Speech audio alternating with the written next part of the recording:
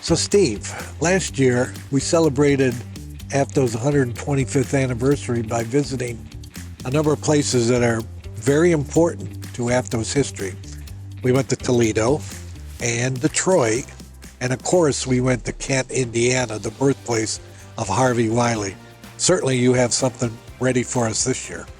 You know, maybe this year we should go take a trip and look at those places that have really changed food safety, the sources of outbreaks that changed how we do our work and how we protect public health.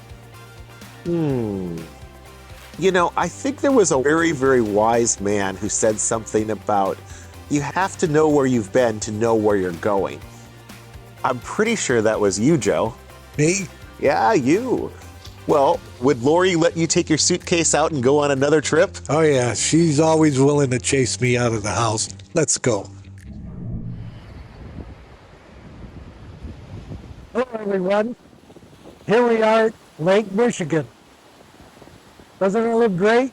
Lake Michigan is the only one of the 5 Great Lakes that is totally within the boundaries of the United States. We're here maybe to do a little fishing,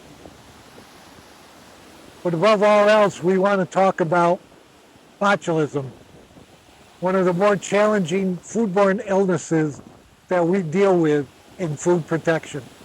In 1924, the Gerber family from Albany, Oregon, sat down to a dinner which included home-processed string beans. 12 of them would die within days of one another. That story was bigger than the death of President Woodrow Wilson. In 1931, the Hine family from Grafton, North Dakota, threw a dinner party and served a salad that was topped off with home-processed peas. 13 people would die from botulism, including 5 members of the same family. Those 2 episodes of botulism were associated with home-processed foods.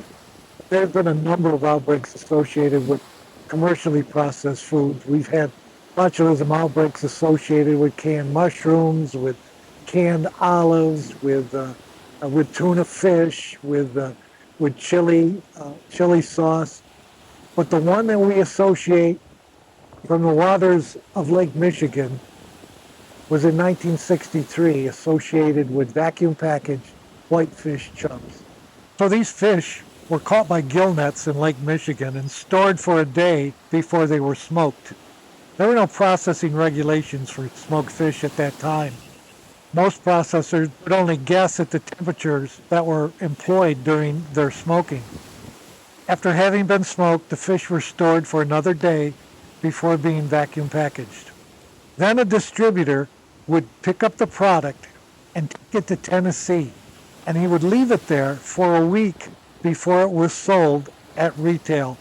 It was reported the distributor actually went on vacation for a week and then returned and didn't find anything wrong with the product. The packages weren't blown up. There didn't seem to be any indication of off odor. Marketed that product, and 17 people would get botulism and 5 people would die from eating that fish.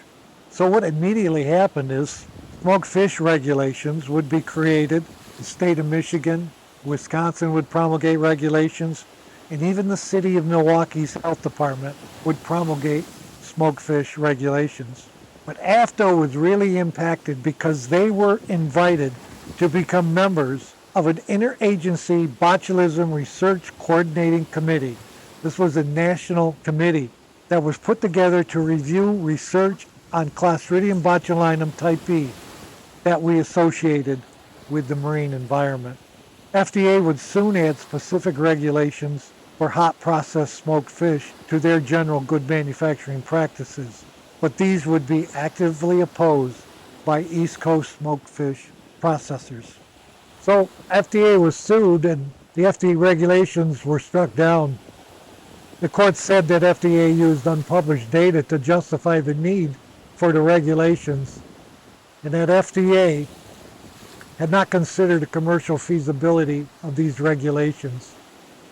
So then other states, including New York, North Carolina, and Alaska, would eventually promulgate smoked fish regulations, and AFDO would create a model code that states could consider to adopt regulations.